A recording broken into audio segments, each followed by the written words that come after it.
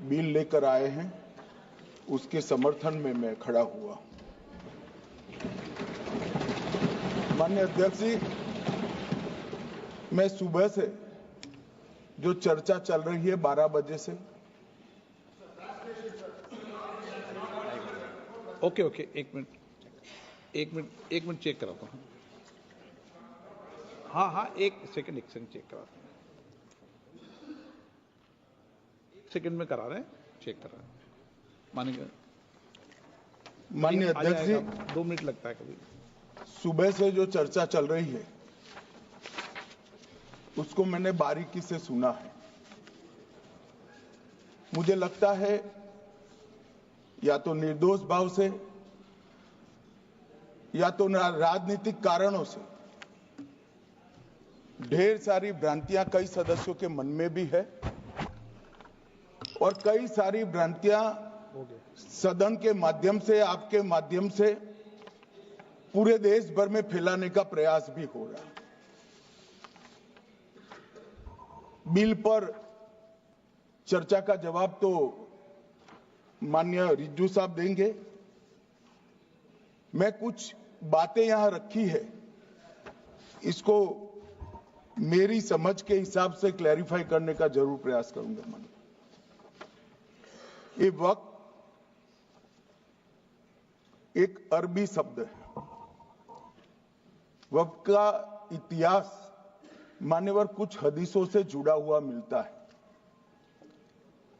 और आजकल जिस अर्थ में वक्त शब्द का प्रयोग किया जाता है, इसका मतलब है अल्लाह के नाम पर संपत्ति का दान, पवित्र धार्मिक उद्देश्यों के लिए संपत्ति का दान।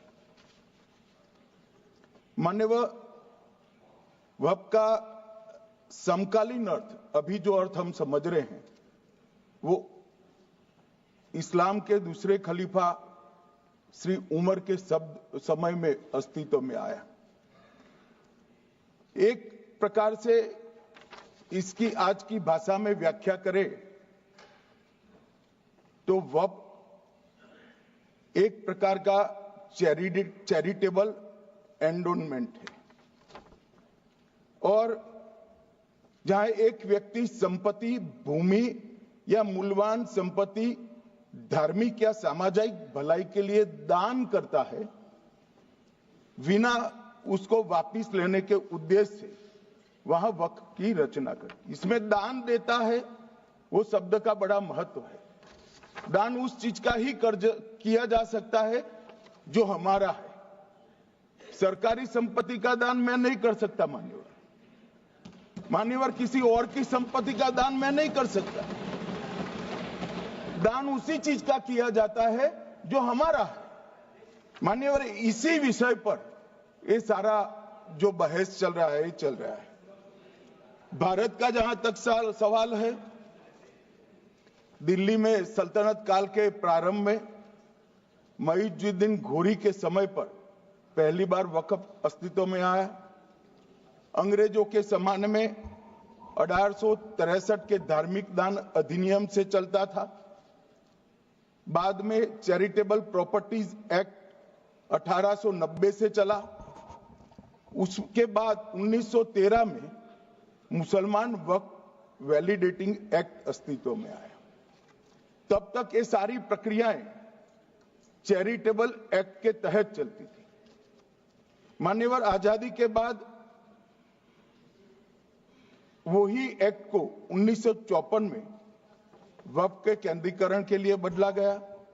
95 में वक्फ न्याय अधिकरण और वक्फ बोर्डों की स्थापना की। अब ध्यान से सुनिएगा मान्यवर, वक्फ परिषद और वक्फ बोर्ड ये 1995 से आए।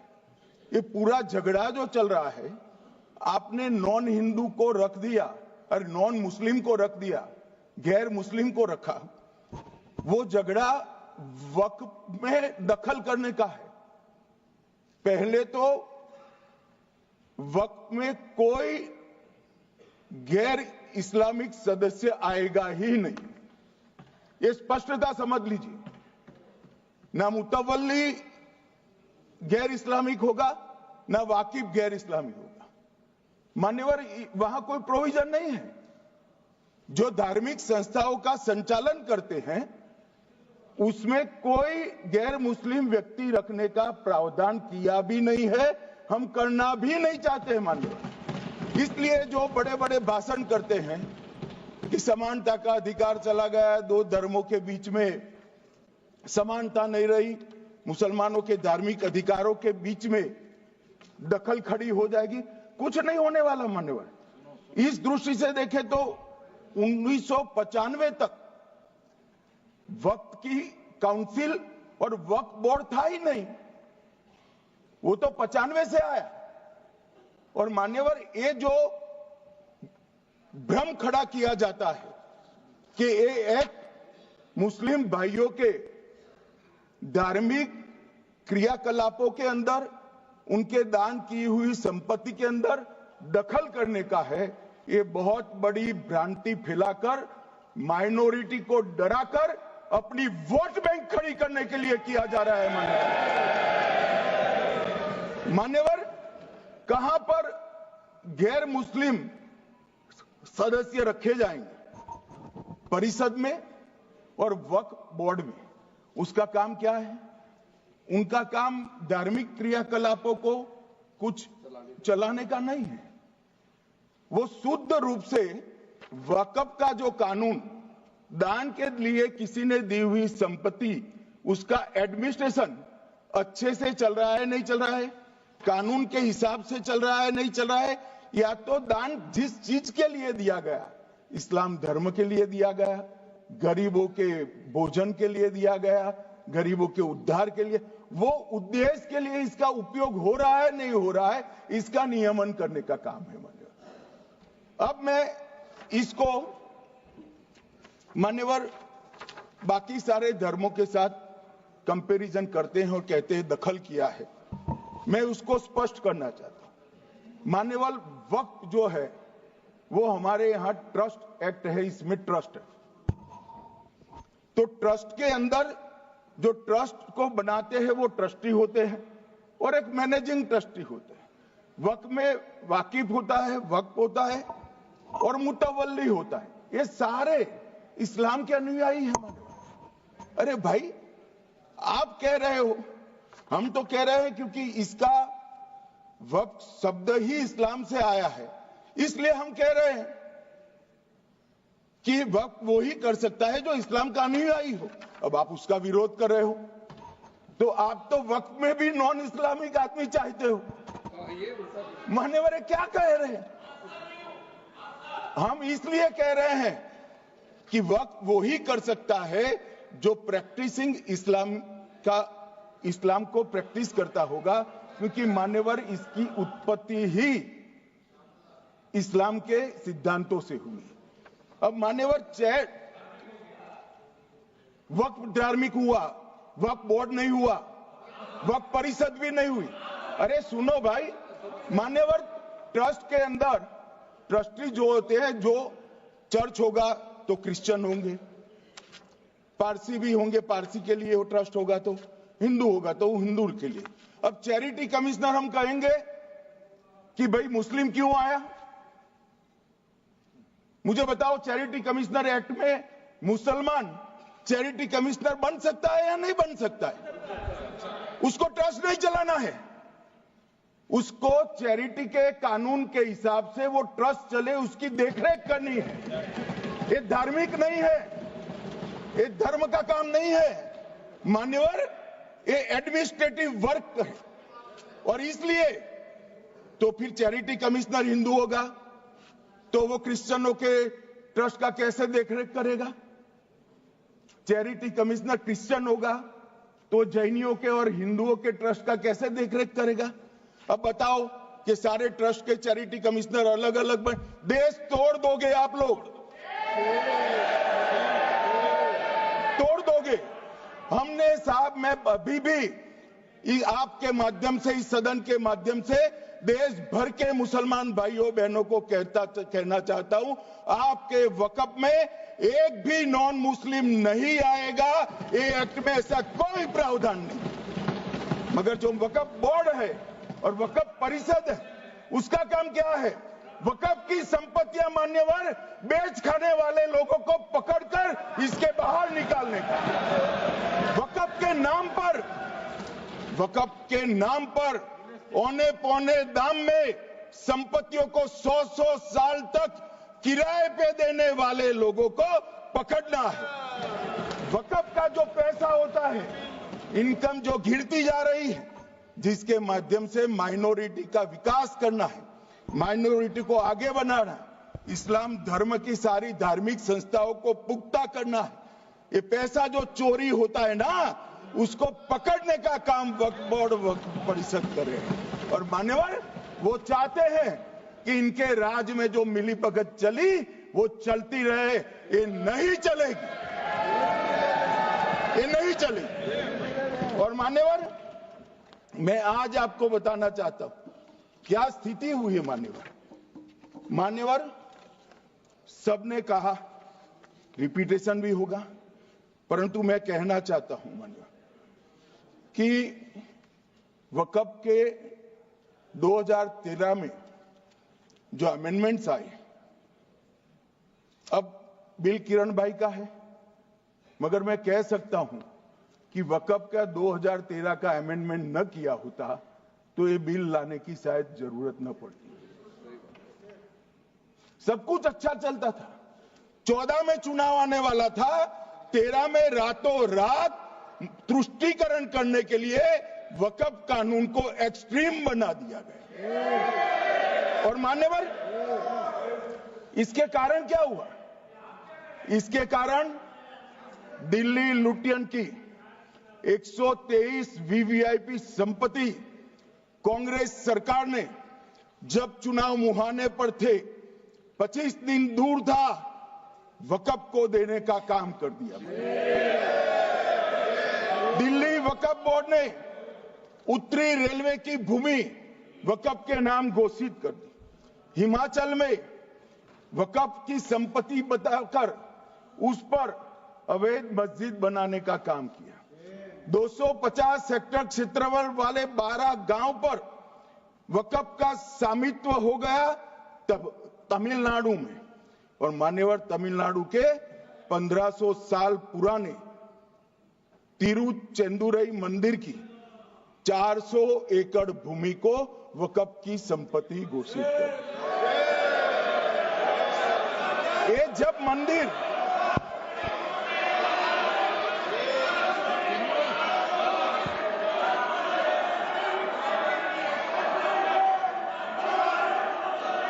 आपको मौका मिले जब अपनी बात कह देना, प्लीज बैठिए। मान्यवर कर्नाटक की, आपको मौका मिले जब अपनी बात कह देना, आप भी बहुत मिसलीड करते हैं। बैठिए गृह मंत्री जी। मान्यवर कर्नाटक की मणिपट्टी समिति का रिपोर्ट में पढ़ रहा हूं, इसमें मेरा कुछ नहीं है, खड़े मत हो जाना। ये मणिपट्टी समिति का रिपोर्ट है। 29,000 एकड़ भूमि वक्फ की बिजनेस के उपयोग के लिए किराए पर दे दी। मान्यवर 2001 से 12 के बीच 2 लाख करोड़ की वक्फ की संपत्ति निजी संस्थानों को हस्तांतरित कर दी 100 साल की लीज पर। मान्यवर बेंगलुरु में उच्च न्यायालय में बीच में पढ़ना पड़ा, 602 एकड़ भूमि को जब्त करने से रोकना पड़ा। विजयपुर कर्नाटक के होनवाड़ गांव की 1500 एकड़ भूमि पर दावा कर उसको विवाद में डाला और 500 करोड़ की संपत्ति जिस भूमि का मूल्य है वहां 5 स्टार होटल को महीने 12,000 रुपए के किराए से दे दिया। अब मान्यवर ये कहते हैं कि इसका हिसाब किताब न करो, इसकी देखरेख न करो।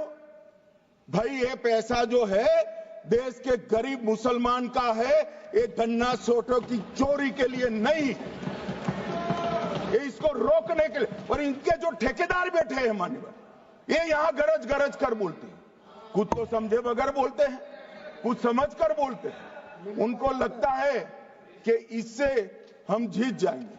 मान्यवर, कर्नाटक में दत्तापीठ के मंदिर पर क्लेम किया,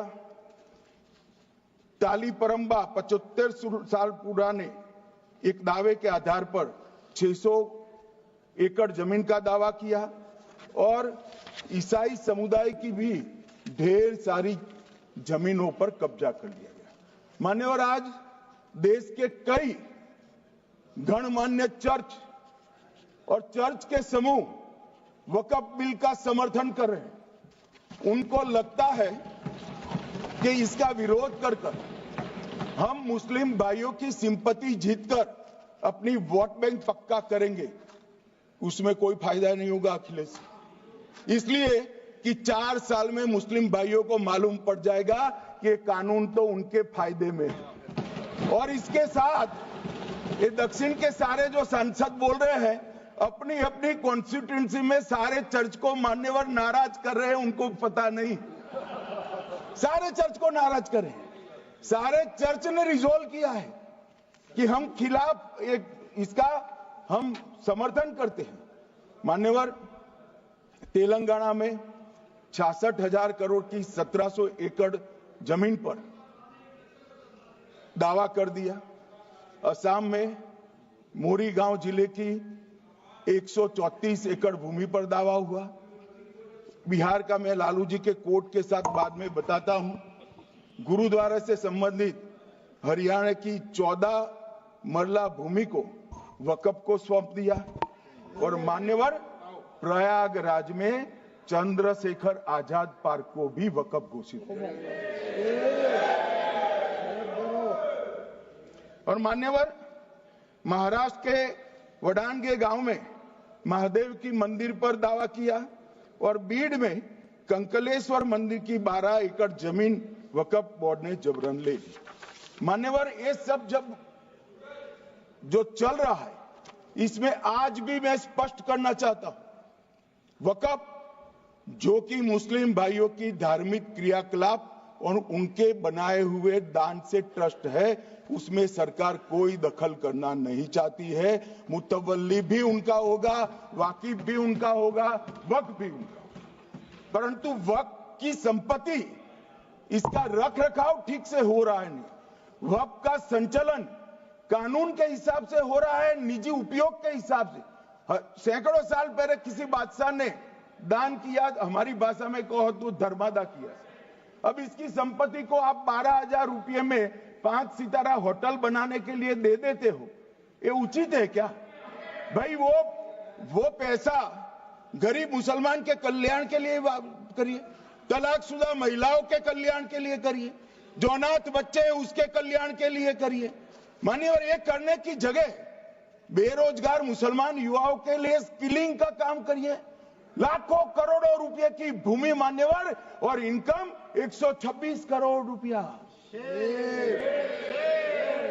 रेलवे की जितनी जमीन है, जिसमें हजारों करोड़ लाखों करोड़ का रेलवे का कारोबार चलता है, इतनी भूमि वक्फ के पास है और इनकम 126 करोड़ रुपए। मान्यवर कहते हैं कि इनकम का क्या उद्देश्य है?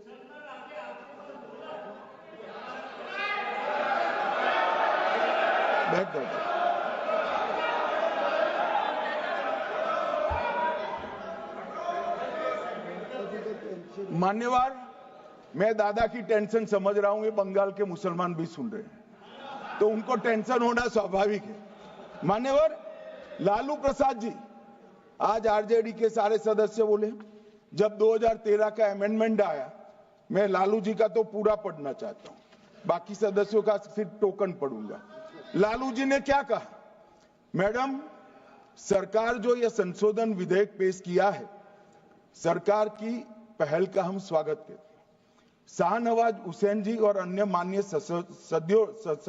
सदस्यों ने अपनी बातों को यहां रखा, मैं उसका समर्थन करता हूं। आप देखिए, सारी जमीनें हड़प ली गई है, चाहे सरकारी हो या गैर सरकारी। वक्फ बोर्ड में जो काम करने वाले लोग हैं, उनके द्वारा सारी प्राइम लैंड को बेच दिया गया है। पटना में ही डाक बंगले की जितनी प्रॉपर्टी थी, सब पर अपार्टमेंट बन गए। इस तरह की काफी लूट खसोट हुई है।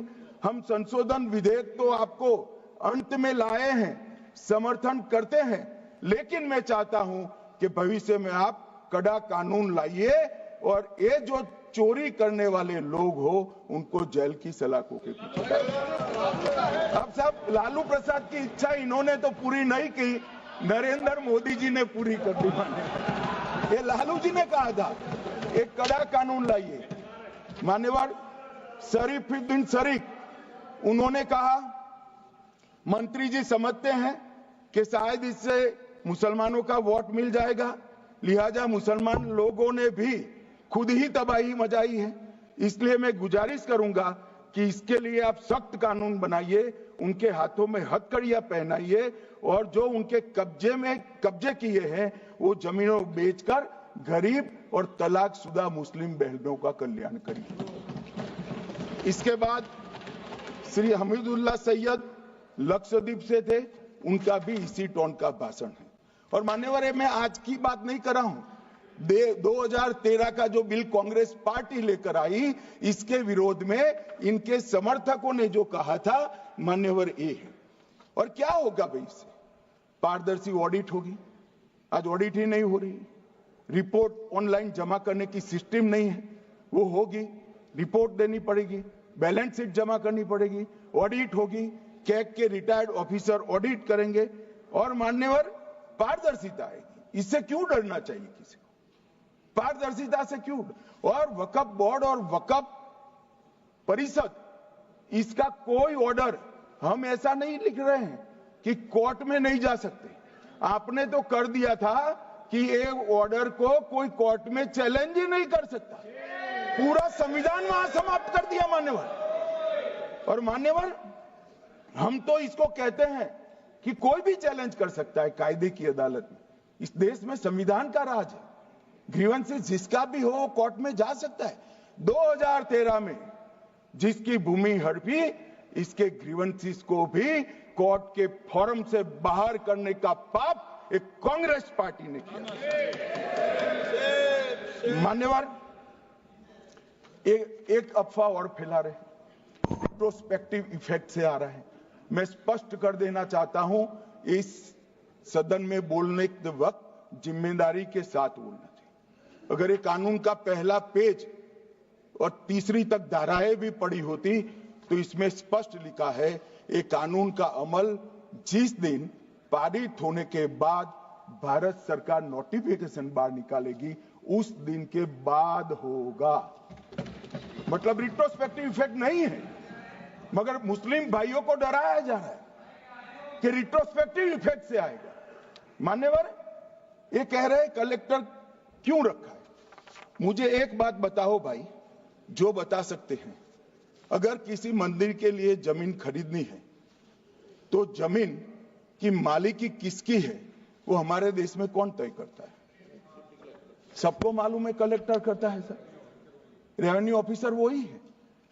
तो अगर वक्फ की भूमि जो वक्फ कर रहा है उसकी है या नहीं है, इसकी जांच कलेक्टर करे तो इसमें आपत्ति क्या है? वक्फ तो दान है भाई, और दान अपनी संपत्ति का किया जा सकता है, किसी और की संपत्ति का नहीं किया जा सकता। गांव में कोई बेचारा अमेरिका गया है 4 महीने पढ़ने के लिए, घूमने के लिए, आता है तो कि वक्फ घोषित हो गया।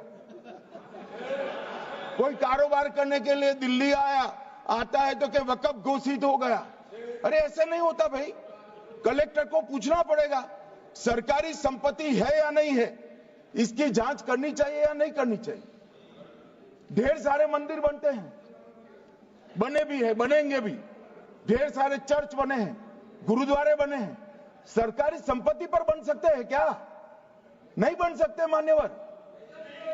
जहां वक्फ की घोषणा होती है वो भूमि सरकारी है या नहीं है वो सत्यापित करना ही चाहिए, और कलेक्टर के अलावे इसको कोई सत्यापित नहीं। मान्यवर,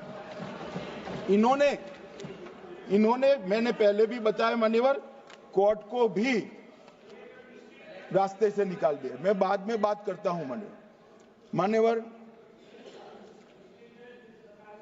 ये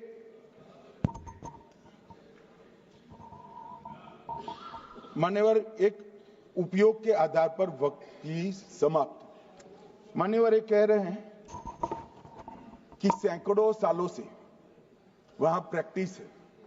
अब वो तो वक़्फ रजिस्टर हो गया, आपने घोषित कर दिया, वक़्फ में रजिस्टर भी हो गया, अब इसका सवाल नहीं है। मगर सैकड़ों साल की प्रैक्टिस, मुगलों के समय की प्रैक्टिस आज घोषित की जा सकती है क्या? अगर वहां नमाज पढ़ रहे हैं तो लोग देखते होंगे, कब्रिस्तान होगा लोग देखते होंगे, दरगाह होगी तो लोग देखते होंगे, और घोषित भी हो चुका होगा, रजिस्टर भी हो चुका होगा। अब अगर आप वक़्फ घोषित करना है तो उसको ऐसे नहीं कर सकते मान्यवर, अधिकृत करना चाहिए। मान्यवर जो दूसरा सुधार लेकर आए किरण जी, वो ही है कि धारा 36 में वक़्फ संपत्तियों को बिना किसी स्पष्ट प्रक्रिया से, मालिकी की प्रक्रिया से पंजीकृत नहीं किया जा सकता। मान्यवर अपील का प्रावधान वर्तमान में अधिनियम में ट्रिब्यूनल के निर्णय के खिलाफ अपील करने का कोई प्रावधान नहीं है। ये दृष्टिभ्रम खड़ा कर रहे थे गोगाई जी कि हाईकोर्ट में जा सकते। हाईकोर्ट में सिविल सूट नहीं जा सकता, रीट के अधिकारों का उपयोग कर हाईकोर्ट में जा सकते हैं। सिविल सूट में ज्यादा प्रोटेक्शन मिलता है मूल मालिक को। आपने सिविल सूट को खत्म कर दिया था।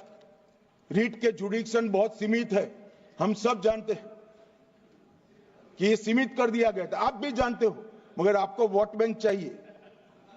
मान्यवर ये हमारा स्पष्ट सिद्धांत है भारतीय जनता पार्टी की, मोदी सरकार का, कि वोट बैंक के लिए हम कोई कानून नहीं लाए। कानून न्याय के लिए होता है, कानून लोगों के कल्याण के लिए होता है। इन्होंने कहा कैसे कैसे कानून आए हैं, मैं बता देता हूं सब। अभी कांग्रेस के महासचिव और माननीय सदस्य कह रहे थे क्या कानून आ रहे हैं सब, किस प्रकार के कानून आ रहे हैं। मान्यवर इसी सदन में नरेंद्र मोदी सरकार ही महिलाओं को 33% आरक्षण का कानून लाई। इसी सरकार में पिछड़ों को संवैधानिक अधिकार दिया गया। मान्यवर इसी सरकार में बजट जो आए, इसमें गरीबों को गैस, शौचालय, पानी, 5 लाख तक का बीमा, 5 किलो अनाज, बिजली और घर दिए गए। मान्यवर और कन्वर्जन कानून की बात करते थे और हंसते हंसते कहते थे कर्नाटक सरकार कन्वर्जन कानून लेकर आई है। सबसे पहला कन्वर्जन कानून उड़ीसा और मध्य प्रदेश में कांग्रेस सरकार लेकर आई, मगर उस वक्त कांग्रेस सरकार तुष्टीकरण की नीति पर नहीं चलती थी, महात्मा गांधी के सिद्धांतों पर चलती थी। मध्य प्रदेश और उड़ीसा में सबसे पहला कन्वर्जन के खिलाफ कानून कोई लाया तो कांग्रेस पार्टी लाई, और मुझे गर्व है मेरी पार्टी की सरकारें कन्वर्जन पर कानून लाती है। मान्यवर सबको अपना धर्म का अनुसरण करने का अधिकार है, कोई शौक से करे, मगर लोभ, लालच, भय, इससे धर्म परिवर्तन नहीं कराया जा सकता। किसी गरीब के पास खाना नहीं है, खाना देकर उसका धर्म बदला दोगे? कोई थोड़ा कम पढ़ा लिखा व्यक्ति है, उसका धर्म बदला दोगे? ऐसे नहीं होगा मान्यवर। और आपने भी किए हैं कानून, आप नए नए आए हो, आपको मालूम नहीं है मान्यवर, इनको मालूम नहीं, अभी अभी आए हैं 5 साल से। ये कांग्रेस पार्टी ने कानून किए थे मान्यवर। अपील का प्रावधान भी हमने आगे बढ़ाया और गैर मुसलमानों के द्वारा दान की गई संपत्तियों पर, गैर मुसलमानों की दान की संपत्तियों पर वक़्फ अधिनियम को हमने लगने से मना कर दिया। माने उनके लिए चैरिटी कमिश्नर का कायदा है। ये प्रैक्टिसिंग इस्लाम, जो इस्लाम की प्रैक्टिस करते हैं, इसीलिए मान्यवर हमने ओवरराइडिंग इफेक्ट को भी समाप्त कर दिया। मान्यवर ट्रस्ट का नियमन करने का जो कानून होता है, जैसे चैरिटी कमिश्नर के कानून में कोई ओवरराइडिंग इफेक्ट नहीं है।